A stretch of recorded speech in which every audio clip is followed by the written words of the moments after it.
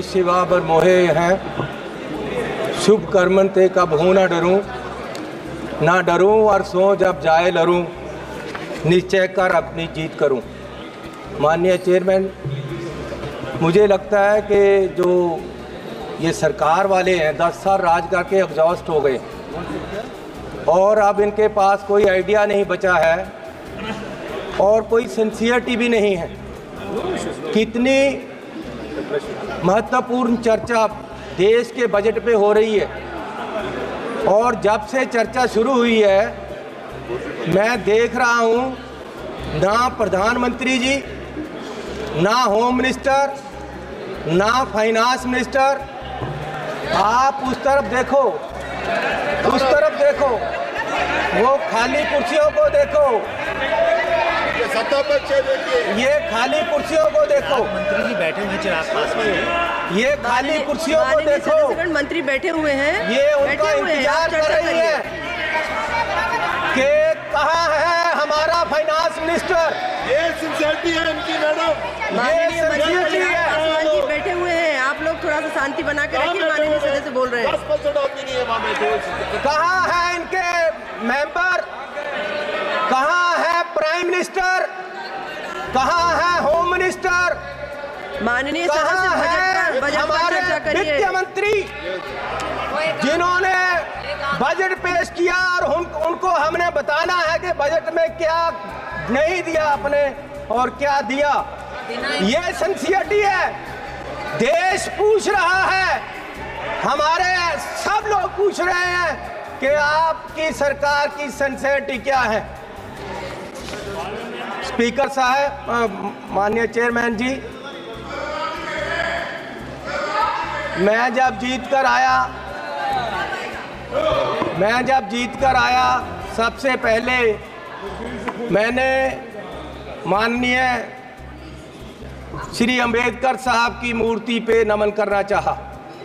मैं वहाँ गया तो वहाँ मूर्ति नहीं है, वहाँ से उठाकर पीछे कर दी गई कहीं।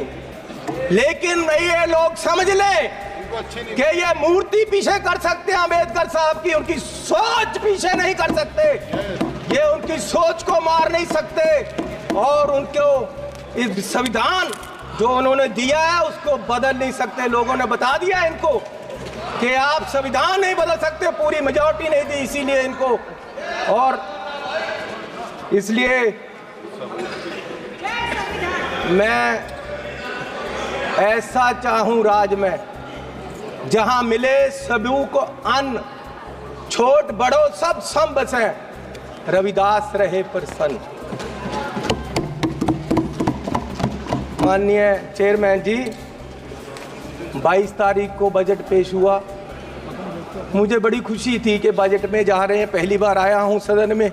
जलंधर के लोगों का धन्यवाद है जिन्होंने मुझे यहां खड़ा किया ले आकर, उन वोटरों का धन्यवाद है। मैं नए कपड़े डालकर आया कि बहुत कुछ मिलेगा आज देश में देखने को, बताने को। पंजाब में जाकर मैं और सारे एमपी हमारे प्रेस कॉन्फ्रेंस करेंगे कि देखो क्या क्या मिला, नए कपड़े मेले जैसे आया मैं। लेकिन यहाँ आकर खोदा पहाड़, लिकड़ा चूहा भी नहीं, कुछ नहीं मिला हमें। पूरा मतरई माँ वाला सलूक किया गया हमारे साथ, फेयर डिस्ट्रीब्यूशन ऑफ फंड्स नहीं हुआ। ये सरकार हर नागरिक को बराबर नहीं देख रही है। चश्मा राजनीति वाला लगाया हुआ है, राजनीतिक चश्मे से देखा गया है। अपनी सरकार बचाने का फिक्र है, कुर्सी को पकड़े हुए हैं और ये बजट देश बचाने वाला नहीं है, सिर्फ अपनी सरकार बचाने वाला है। पंजाब में जो बाढ़ आई इनको दिखी नहीं।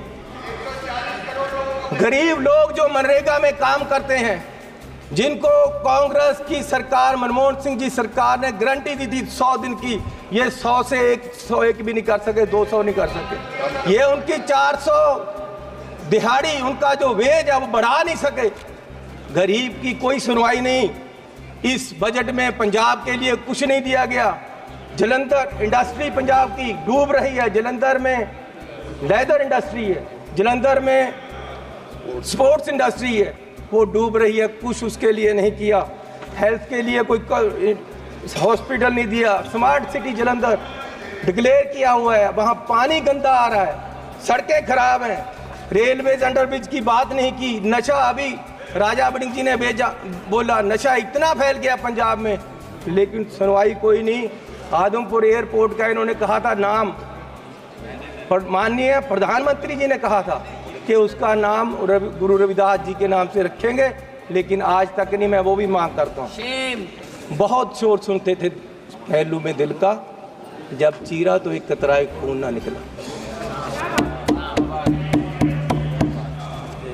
माननीय चेयरमैन जी, 24-25 के जो बजट में एस्टीमेट दिए गए हैं, उसमें 32 लाख करोड़ रुपए की आमदन दिखाई गई है और 48 लाख करोड़ रुपए का खर्चा दिखाया गया है। 16 लाख करोड़ का घाटा है आमदन और खर्च में। जिस घर का 16 लाख करोड़ का घाटा होगा एक साल में, उसकी बर्बादी तय है और ये बीजेपी वाले तय कर रहे हैं। और मैं 14 लाख करोड़ इस साल कर्जा लेने की बात की गई है, 14 लाख करोड़। अगर ऐसे हर साल कर्जा लेंगे, देश कहां जाएगा? आज देश में फाइनेंशियल इमरजेंसी वाले हालात पैदा हो रहे हैं और बीजेपी ये हालात पैदा करने के लिए जिम्मेवार है। और ये कहते हैं कि जी हर रोज इमरजेंसी की बात करते हैं कि इमरजेंसी, लेकिन जो देश में आज अनडिक्लेयर्ड इमरजेंसी है उसका क्या है? इमरजेंसी ये भी है कि एक मशहूर नौजवान जो एक मशहूर सिंगर था, उसको गोलियों मार के मार दिया गया। आज तक सिद्धू मूसेवाला, उसके परिवार को इंसाफ नहीं मिला, वो दर दर भटक रहे हैं। ये भी इमरजेंसी, ये भी इमरजेंसी है। इमरजेंसी ये भी है कि 20 लाख लोगों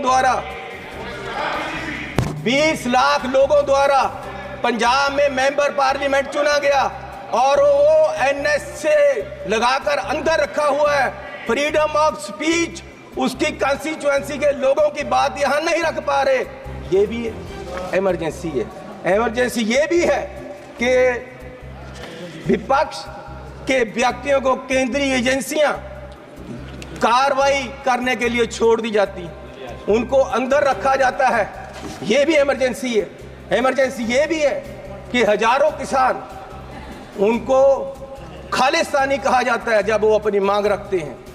अरे पंजाब कोई देश की धरती नहीं है, पंजाब हमारे देश की धरती है।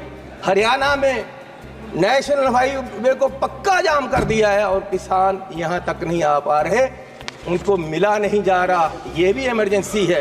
इमरजेंसी ये भी है,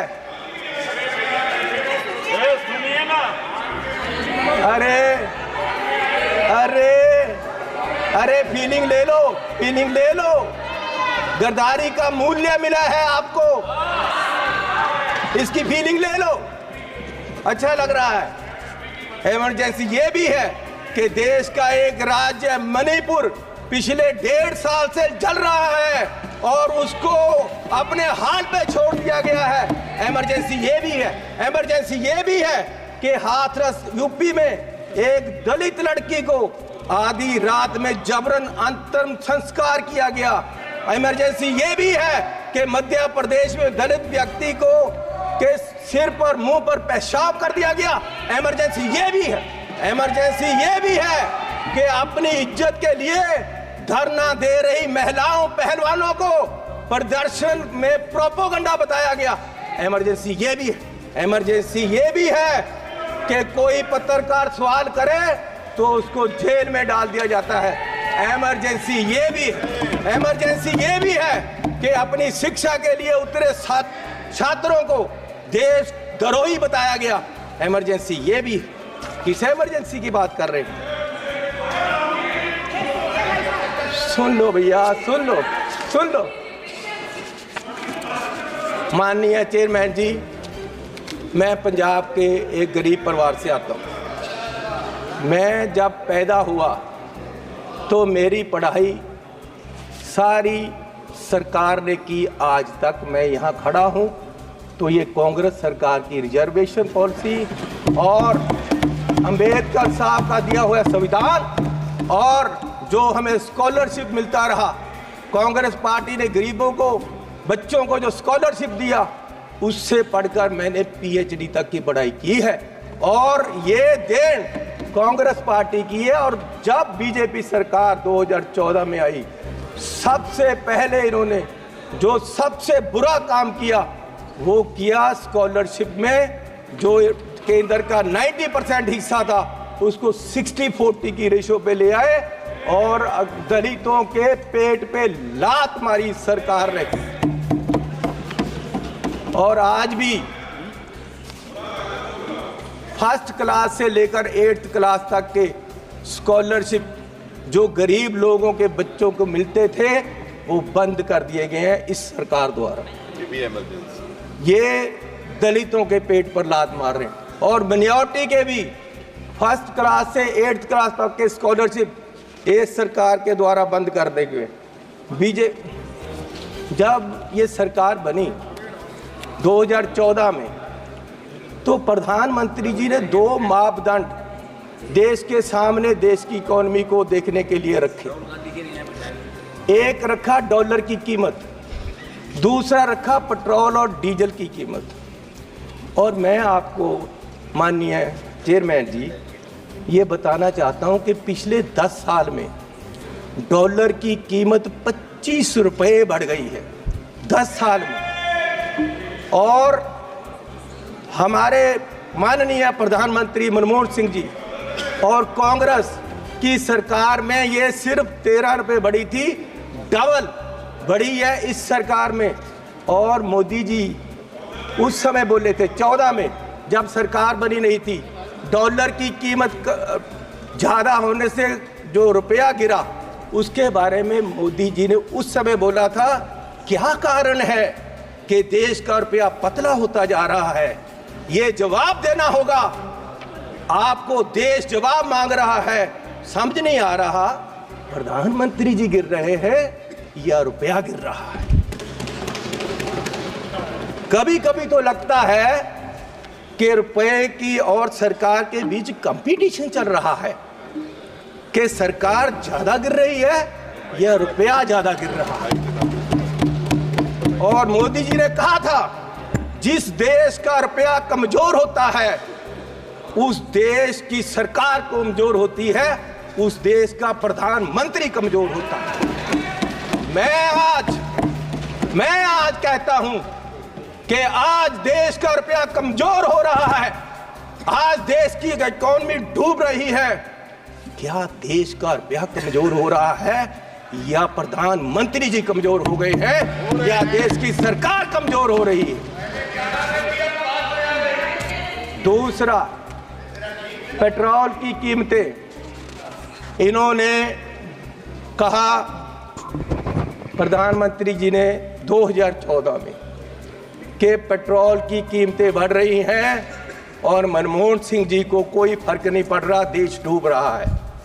तो पिछले 10 सालों में पेट्रोल की कीमतें 23 रुपये बढ़ गई हैं।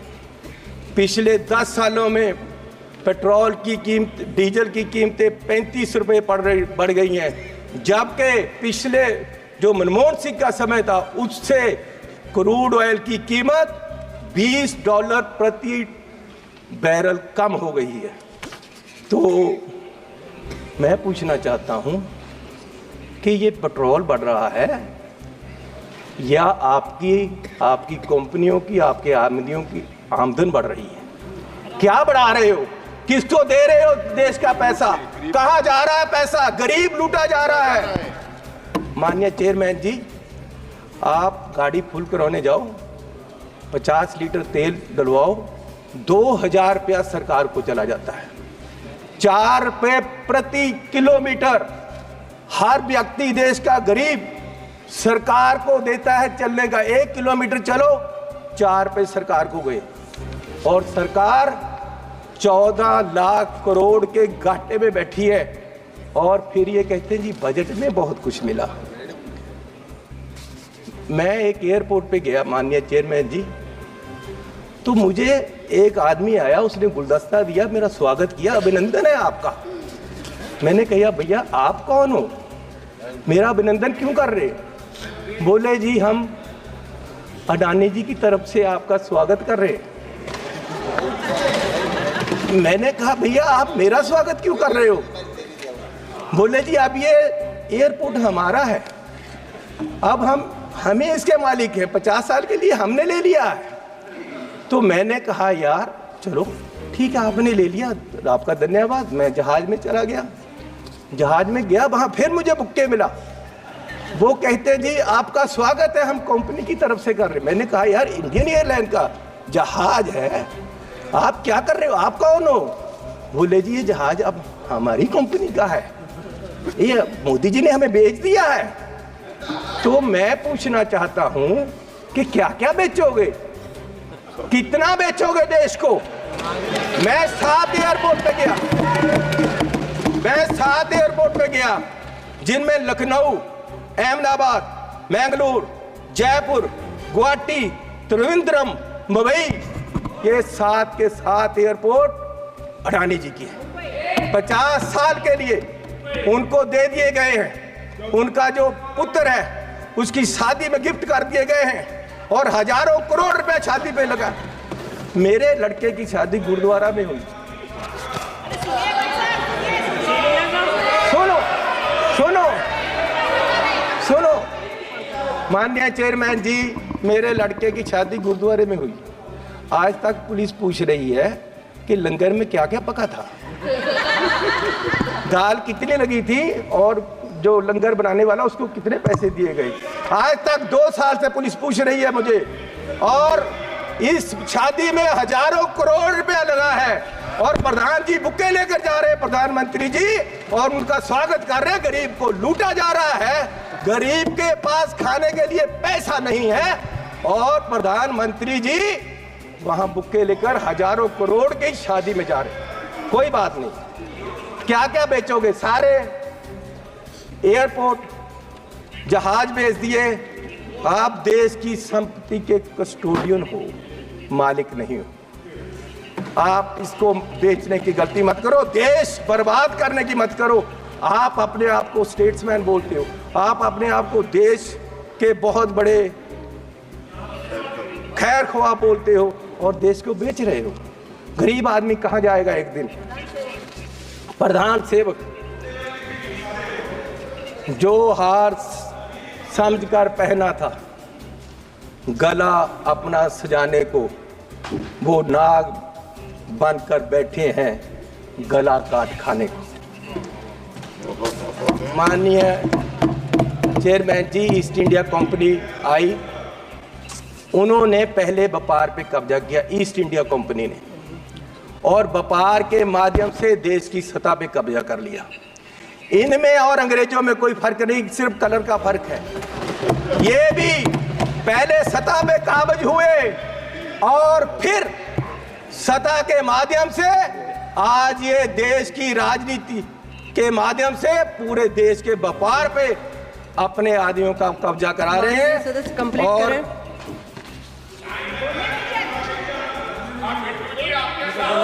मैं बस एक बात करके बोलिए माननीय चेयरमैन जी,